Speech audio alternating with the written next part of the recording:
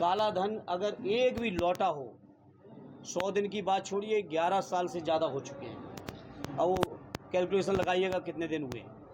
11 साल से ज़्यादा शासन चलाने के बाद कहीं कोई काला धन नहीं लौटा है।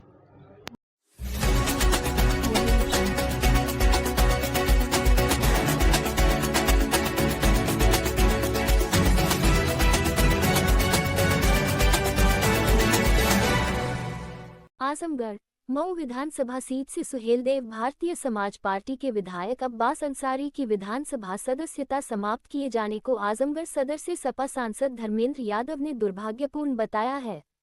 उन्होंने कहा कि सरकार में बैठे लोग निरंतर समाजवादी पार्टी के लोग, पीढ़ी परिवार के लोग और दलित पिछड़े और मुस्लिम समाज के जनप्रतिनिधियों पर कहां और कैसे मुकदमा कराया जाए इसका षड्यंत्र रच रहे हैं। उन्होंने कहा कि अब्बास अंसारी से ज्यादा हेट स्पीच भाजपा के बड़े नेता रोज दे रहे हैं। पश्चिम बंगाल में गृह मंत्री अमित शाह ने जो बयान दिया वह हेट स्पीच के दायरे में आता है। आए दिन दलित पिछड़ों और मुस्लिम समाज के लोगों के खिलाफ लगातार बयान दिए जा रहे हैं। उन्होंने कहा कि उत्तर प्रदेश के दोनों उप मुख्यमंत्रियों ने हमारे राष्ट्रीय अध्यक्ष के खिलाफ जो बयान दिए हैं, क्या वह हेट स्पीच का मामला नहीं है। सांसद ने कहा कि बीजेपी के लोग लगातार पीडीए परिवार के खिलाफ षड्यंत्र कर रहे हैं। कहा कि समाजवादी पार्टी को पूरा भरोसा है कि जब यह मामला उच्च न्यायालय और ऊपर के न्यायालय में जाएगा तो हमें न्याय जरूर मिलेगा। जनता भाजपा के षड्यंत्र को समझ रही है। कहा कि अब्बास अंसारी के खिलाफ शनिवार को फैसला आता है और रविवार को छुट्टी के दिन विधानसभा सचिवालय को खोला जाता है और सदस्यता रद्द कर दी जाती है। उन्होंने कहा कि भाजपा के लोग लगातार हेट स्पीच कर रहे हैं। मीडिया दिखाएं या ना दिखाएं, पुलिस सत्ता के दबाव में कार्रवाई ना करे, लेकिन लोग देख रहे हैं। उन्होंने कहा कि मैं विधानसभा अध्यक्ष से कहूंगा कि कुछ परंपराएं हैं जिसे बचाया जाए, कुछ ऐसा करो कि इतिहास में अच्छा नाम लिखा जाए। मऊ विधानसभा सीट पर उपचुनाव को लेकर सपा सांसद धर्मेंद्र यादव ने कहा कि प्रत्याशी कौन होगा इसका फैसला राष्ट्रीय अध्यक्ष जी करेंगे। कहा कि 2024 के लोकसभा चुनाव में मऊ सदर सीट से सपा प्रत्याशी राजीव राय को सबसे बड़ी 66,000 मतों की लीड मिली थी। मऊ की जनता विधानसभा उपचुनाव में भी फैसला सपा के पक्ष में करेगी।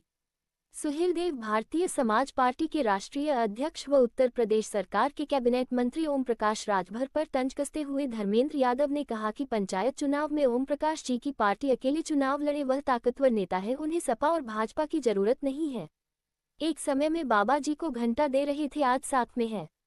ओम प्रकाश जी कब क्या करेंगे उन्हें खुद नहीं पता। देश उद्देश्य नहीं, लेकिन इसी बहाने आजमगढ़ के पत्रकार साथियों से मिलने का भी मौका मिलता है, कुछ अपनी बात कहने का और कुछ बातों को सुनने का भी मौका मिलता है। उसके लिए आप सब लोग आए, आप सभी का हृदय से धन्यवाद। आदरणीय अध्यक्ष जी का धन्यवाद जिन्होंने इस कार्यक्रम का आयोजन किया प्रेस का। जहाँ तक सवाल आज देश और प्रदेश की राजनीति का है, मैं समझता हूँ अगर उत्तर प्रदेश की बात करें तो उत्तर प्रदेश के अंदर आज स्थिति बद से बदतर हो चुकी है। नौजवानों का हाल आप देख रहे हैं, बेरोजगारी अपनी पराकाष्ठा पे जा रही है, लगातार पेपर लीक का रिकॉर्ड बनता चला जा रहा है। नौजवान अगर अपनी बात को कहना चाहते हैं शांतिपूर्ण तरीके से अपने संवैधानिक अधिकारों से, तो उनके ऊपर तरह तरह के अन्याय, अत्याचार, लाठीचार्ज से लेकर सब चल रहा है। किसान परेशान है, समय से खाद, बीज, पानी, बिजली मिल नहीं रही है। किसानों को उनकी फसलों का वाजिब मूल्य मिल नहीं रहा है। बीजेपी के लोगों ने भाषण बहुत दिए आमदनी को दूनी करने के, लेकिन कोई सार्थक पहल आमदनी दूनी करने पे आज तक नहीं हुई। कोई सार्थक पहल इस बात पे नहीं हुई किसानों की लागत कैसे घटे।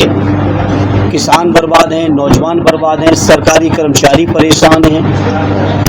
पुरानी पेंशन को लेकर लगातार मांग चल रही है लेकिन नहीं मिल रही है। संविदा कर्मी अपने मानदेय को लेकर परेशान हैं, चिंतित हैं।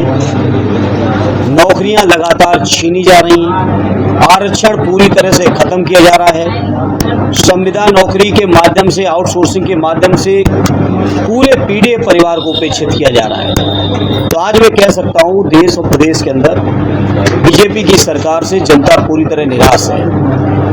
अगर हम आजमगढ़ की बात करें तो आजमगढ़ में पिछले 8 सालों से कोई भी विकास की नई उपलब्धि नहीं है। लगातार आजमगढ़ के लोग उपेक्षित हो रहे हैं। समय से नहरों में पानी नहीं है। बिजली के संकट को आप देख रहे हैं। ट्रांसफार्मर अगर एक बार फूकता है तो महीनों महीनों नहीं बदला जा रहा है। ये हालत पूरे आजमगढ़ में आप सबने के पास भी सूचनाएं आ रही होंगी।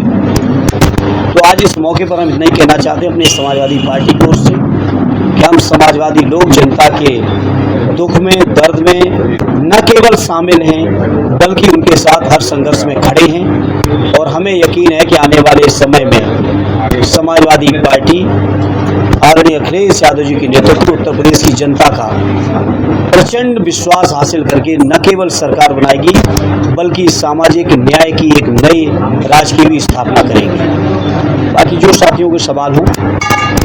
देखिए सांसद जी, जिस तरह से बीजेपी का एक एमएमएल लीक हुआ, बीजेपी नेत्री के बेटे का 130 एमएमएल लीक हुआ, उसको लेके आप क्या कहेंगे? किस तरह से भाजपा वाले अब ये सवाल बीजेपी वालों से पूछिए। जो लोग नारा देते थे पार्टी विद डिफरेंस की, जो लोग बहुत भाषण दिए हैं स्वच्छताओं की, जो लोग दिन रात गुमराह करते हैं परंपराओं मर्यादाओं के नाम पर, मैं समझता हूँ देश के अंदर सबसे अमर्यादित आचरण की कोई पार्टी है तो भारतीय जनता पार्टी है। इसलिए सवाल भारतीय जनता पार्टी के लोगों से आप सबको पूछना चाहिए। वो लोग जवाब नहीं दे रहे। अब ये तो आप लोगों की अपना टैलेंट है कि आप जवाब ढूंढें, जवाब निकलवाएं। ये तो मैं समझता हूँ पत्रकार मित्रों आपकी असफलता है कि बीजेपी के लोगों से आप जवाब भी नहीं ले पा रहे हो। वो हो सकता है कुछ साथी ज्यादा जिद करेंगे जवाब लेने की तो मुकदमे के भी शिकार हो जाएंगे। हो सकता है मुकदमों से साथी बच रहे होंगे। सिंचाई विभाग में 25 पद समाप्त कर दिए गए हैं। जी, सिंचाई विभाग में 25 पद समाप्त कर दिए गए हैं। इसका विरोध अभी भी हो रहा है। देखिए लगातार मैंने कहा कि नौकरियां घटा रहे हैं और नौकरियों को जहाँ स्थायी होना चाहिए, सरकारी होना चाहिए, उनको संविदा के माध्यम से, आउटसोर्सिंग के माध्यम से आरक्षण खत्म करने का इन्होंने एक फार्मूला निकाला है और इसी तरह की स्थिति को पैदा ये कर रहे हैं जो बात आपने कही।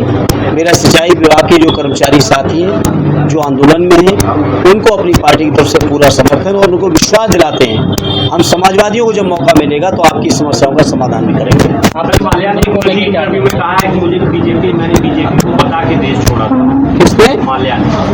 तो ये बीजेपी वालों से पूछिए ना, जो लोग 2014 में भाषण दे रहे थे लोकसभा के चुनाव के समय कि 100 दिन के अंदर स्विस बैंक का काला धन लौट आएगा। काला धन अगर एक भी लौटा हो, 100 दिन की बात छोड़िए, 11 साल से ज्यादा हो चुके हैं। अब वो कैलकुलेशन लगाइएगा कितने दिन हुए। 11 साल से ज्यादा शासन चलाने के बाद कहीं कोई काला धन नहीं लौटा है। तो ये बीजेपी के लोग ये मान के चलिए, और हम समाजवादियों की तो स्थायी मान्यता बन चुकी है कि बीजेपी वाले जो कहेंगे समझ लेना ठीक उल्टा होने जा रहा है। जहाँ इन्होंने काला धन लौटाने की बात की थी, काला धन देश से और चला गया। न केवल विजय माल्या और भी कई नाम ऐसे हैं जो देश का सफेद धन लूट के चले गए, काला धन लौटाने की तो बात छोड़िए। तो ये बीजेपी के लोग जो कहते हैं ठीक उल्टा करते हैं। कहीं काला धन नहीं लौटा, कहीं बेरोजगारी खत्म नहीं हुई, कहीं किसानों की आमदनी नहीं बढ़ी। एक मुद्दा चाहे इनके 14 का चुनाव देखिए, 17, 19, 22, 24 जितने चुनावी वादे हुए, एक भी वादे पर भारतीय जनता पार्टी खरी नहीं उतरी है। 2027 में जनगणना कराने, जातिगत जनगणना कराने की बात है, इसके पीछे का क्या मंशा है? अभी नहीं और इतना लंबा समय क्यों लिया जा रहा है? देखिए, कोई भी मंशा इस्तेमाल करना चाहे करें। मैं इस मौके पर याद करूंगा श्रद्धेय नेताजी को। मैं उस समय सदन में था, मुझे सौभाग्य मिला था उनके साथ बैठकर चीज़ों को देखने, समझने, सुनने का। श्रद्धेय नेताजी ने जिस लड़ाई को शुरू किया था 2010 में, और उस लड़ाई को जो आदरणीय अखिलेश यादव जी लगातार लड़ रहे थे, अभी संसद के पिछले सत्र तक वो लड़े और इस पिछले सत्र तक वो लड़े और इस बात को लगातार उन्होंने कहा कि देश के अंदर जाति जनगणना होगी। और यहाँ तक कहा कि बीजेपी के लोगों, आप शायद सत्ता में हो, आप करना हो तो कर दो और नहीं करोगे तो समाजवादी लोग अभी आंदोलन के रास्ते पर हैं और जब सत्ता में आएंगे तो जाति जनगणना कराएंगे। तो आज इस मौके पर जहाँ मैं श्रद्धेय नेताजी को श्रद्धांजलि देता हूँ, आदरणीय अखिलेश यादव जी को इस बात की बधाई देता हूँ कि उनके संघर्ष की दम पर आज देश के अंदर जाति जनगणना हो रही है। अब ये जो लगातार उसमें भी जनगणना में भी षड्यंत्रबाजी चल रही है, अभी हमने थोड़ा सा एक जानकारी जुटाई तो पता चल रहा है कि बैकवर्ड को एक साथ नहीं रखना चाहते हैं, क्योंकि आप जानते हैं कश्मीर से लेके कन्याकुमारी तक, गुजरात से लेके आसाम तक अलग अलग प्रांतों में पिछड़े वर्ग के लोग अलग अलग टाइटल से जाने जाते हैं। लेकिन ये बीजेपी के लोग ये षड्यंत्र करना चाहते हैं कि पिछड़े वर्ग के लोगों की संख्या एक मुश्त क्या है ये पता न चल पाए। अभी ये भी षड्यंत्र है, लेकिन इसके लिए भी आदरणीय अखिलेश जी के नेतृत्व से हम समाजवादियों को संघर्ष करना पड़ेगा तो करेंगे, लेकिन जाति जनगणना न केवल कराएंगे बल्कि जो पिछड़ों की भावनाएं हैं, जो पीड़ित परिवार की भावनाएं, उनके अनुरूप जाति जनगणना कराकर ही मानेंगे। सर, एक देश एक चुनाव की बात हो रही है, उसमें पंचायत चुनाव लगातार जो है, पंचायत चुनाव जब जनता से कराया जाएगा तो इसको किस तरह से देख रहे हैं, क्या ये प्रासंगिक है? एक देश एक चुनाव जो कराने वाले लोग हैं, जिस दिन ये बिल संसद में आया था पार्टी की तरफ से मैंने ही उस बिल का उस समय विरोध किया था इंट्रोडक्शन के मौके पर, और उस समय भी मैंने इस बात को कहा था जहां 4 प्रांतों के चुनाव होने थे देश के अंदर, झारखंड, महाराष्ट्र, हरियाणा और जम्मू कश्मीर के, जहां उत्तर प्रदेश के अंदर 10 बाई इलेक्शन होने थे असेंबली के, जब ये इतने चुनाव एक साथ नहीं करा सकते तो आप सोचिए ये एक देश एक चुनाव की भावना कैसे कर सकते हैं। और बीजेपी के लोग पूरा का पूरा षड्यंत्र कर रहे हैं। अगर इनकी नियत थी एक देश एक चुनाव की, या बीजेपी के लोग कहते हैं इससे लाभ है, तो मेरा बीजेपी के लोगों से पूछना है कि आखिर लोकसभा के चुनाव के साथ महाराष्ट्र का चुनाव क्यों नहीं कराया, हरियाणा का चुनाव क्यों नहीं कराया, झारखंड और जम्मू कश्मीर का चुनाव क्यों नहीं कराया। ये बीजेपी के लोग, मैं नाम नहीं लूंगा, लेकिन बीजेपी के बड़े बड़े संवैधानिक पदों में बैठे हुए लोगों ने मेरे सामने खुद कहा कि हमने अपनी सहूलियत से चुनावों को अलग अलग कराया।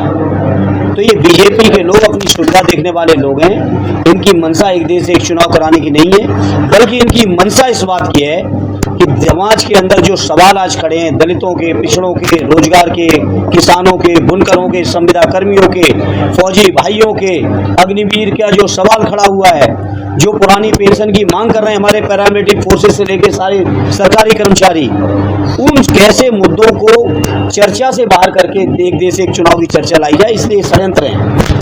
69,000 जो भर्ती हुई थी शिक्षकों की, उनको नियुक्ति पत्र दे दिया गया, उनका कार्यकाल होगा 4 साल 3 साल का। अब उन्हें ये कहा जा रहा है कि उनको छटनी की जा रही है, साधारण के उन्होंने सेमेस्टर पूरा नहीं किया था।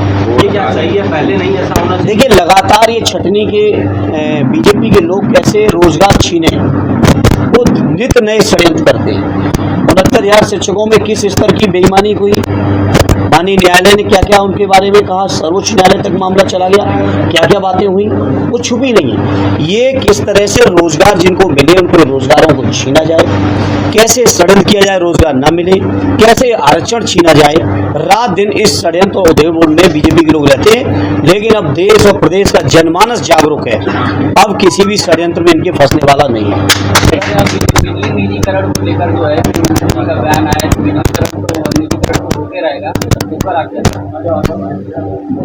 मंत्री जी इसके अलावा तो कुछ कर नहीं पाए, ट्रांसफार्मर बदल नहीं पाए, नई लाइनें कहीं बना नहीं पाए, तार टूट गए बदल नहीं पाए, ट्रांसमिशन लाइनें बनी नहीं, जनरेशन के लिए एक भी प्लांट नहीं बना पिछले 8 साल में उत्तर प्रदेश के अंदर। जो उत्तर प्रदेश के अंदर या देश के अंदर हमारे बुजुर्गों ने, हमारे पुरखों ने चीज़ें तैयार की हैं, उनको बेचने का अलावा इस सरकार के पास कौन सा काम है आप बताओ। रेल बेचे, हवाई अड्डे बेच दिए, बंदरगाह बेच दिए, सड़कें बेच दी, रेल बेच दिया, BSNL को बेच दिया, बीमा बेच रहे हैं, बैंकें बेच रहे हैं, बिजली भी बेच रहे हैं। तो अब देश और प्रदेश का जनमानस इन बीजेपी के लोगों की जो नीति और नियत और षड्यंत्र हैं उनको समझ भी रहे हैं और इनका जवाब भी देंगे। हालांकि हम समाजवादी लोग अपने मुंह से नहीं कहना चाहते, लेकिन ये ज़रूर कह सकता हूँ, देश के अंदर, प्रदेश के अंदर, परिवार के अंदर लायक उसको माना जाता है जो कुछ ना कुछ अपना एसेट बढ़ाए। जो एसेट को बेचेगा उसका क्या नाम होता है मुझे अपने मुंह से नहीं कहना है, आप सब लोग समझदार हैं। ऑपरेशन सिंदूर जो लेकर अब घर घर सिंदूर बांटा जा रहा है, उसको लेकर कांग्रेस ने कहा कि नरेंद्र सरेंडर का नारा है, कांग्रेस ने दिया है। आप इस पर क्या कहेंगे, किस तरह का ये जो कर रहे हैं सिंदूर को लेकर? नहीं, सवाल आपका ऑपरेशन सिंदूर को लेकर या सिंदूर को लेकर है? ऑपरेशन सिंदूर बांटा जा रहा है। नहीं, मैंने सुना है कि अब शायद वापस हो गया फैसला। लेकिन इस मामले में इतना कहूँगा, हम सब लोग अपने परिवारों में के बीच में सब लोग रहते हैं। मैं समझता हूँ कोई भी स्वाभिमानी पुरुष इस बात को नहीं स्वीकार करेगा कि उनके परिवार की महिला को कोई दूसरा व्यक्ति जाके सिंदूर बांटे, और ना ही कोई हमारे देश की स्वाभिमानी माता बहन इस बात को स्वीकार करेगी, क्योंकि ये सिंदूर केवल सिंदूर लाल रंग नहीं है। ये सिंदूर मैं समझता हूँ लोगों के जज्बातों का, भावनाओं का, पूरे जीवन, और जिस सनातन धर्म को लोग मानते हैं वहाँ तो 7 जन्मों की मान्यता है। लोग किस तरह की भावनाएं रखते हैं उसके बारे में मैं समझता हूँ उनका सम्मान करना चाहिए भावनाओं का। बीजेपी के लोगों को हर बात में राजनीति नहीं करनी चाहिए, और राजनीति अगर हर चीज़ में करेंगे तो लोग भी अपने तरीके से उसका जवाब देंगे।